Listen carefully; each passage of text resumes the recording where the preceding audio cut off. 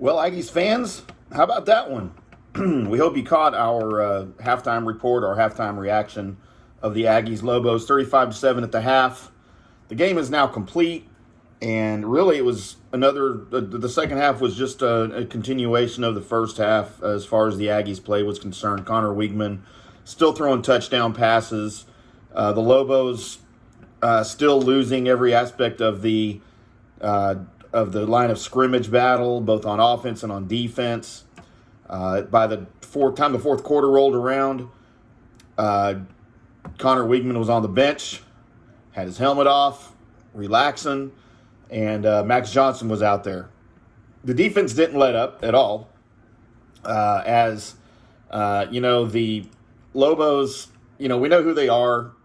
They won, I think, one game last season, maybe two.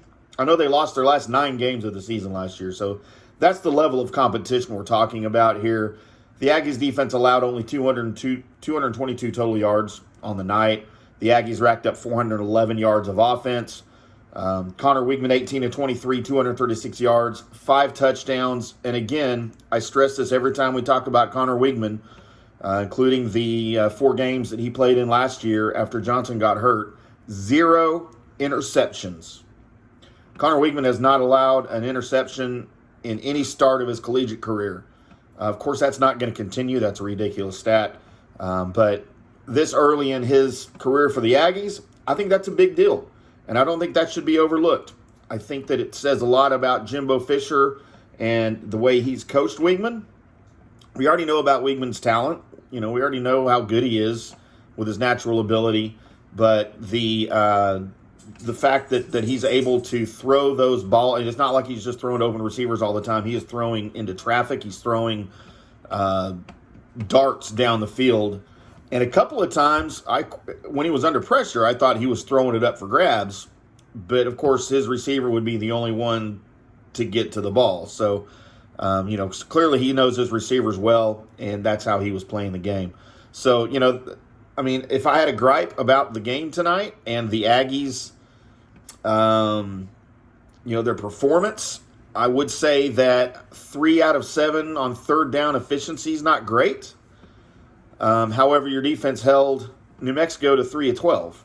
So 3 of 7 is not great on third down, but the Aggies didn't get into long third downs a lot. They didn't have extended drives really through the first half of the game. The Lobos, the only category the Lobos had a higher number in was time of possession, and it was by almost 10 minutes, 34-20 to 25-40 for the Aggies. And that's a byproduct of the Aggies not having extended drives. They were scoring quick in the first half. Another aspect I don't like too much about the game, 9 penalties for 87 yards. Again, it's game 1, week 1. You'll be... that will get cleaned up. Jimbo Fisher won't allow that to happen. That was one of the things that brought the team down last year in their 5-7 season. I don't see Jimbo Fisher allowing that again in as the season goes on. So I would love to hear what you thought about the Aggies' performance, about what you thought about Bobby Petrino's calling plays, about his offense, and really the way did this game go how you thought it would be. Everybody made predictions before the game, including you. I know you did, or you had it in your head. I'll be happy if the score is at least this. I won't be if it's this. So let me know what you thought we were walking into here as the Aggies took on the Lobos at Kyle Field tonight on Saturday, and what your expectations are now on the rest of the season based on this one game. You got Miami next week at Hard Rock in Miami. It's an entirely different level of opponent. They're 1-0 already to start the season. And, again, they played kind of a cream puff in Miami of Ohio. But, you don't know. We'll see. I'm excited about Miami. And I'm excited about the season going forward until the Aggies give me a reason to not be excited. So that's going to do it. I'm IndyCar Tim. Thanks for tuning in here to the Aggies-Lobos post-game reaction. 52-10 A&M over the Lobos of New Mexico. Miami next week. We'll do a pregame before that, including some high-level content for you at allaggies.com and at fanstreamsports.com right here on the Texas A&M Aggies Daily Blitz. I am IndyCar Tim, at IndyCar Tim on Twitter. on X and on Threads. And we'll see you over there. And until the next show, see you later.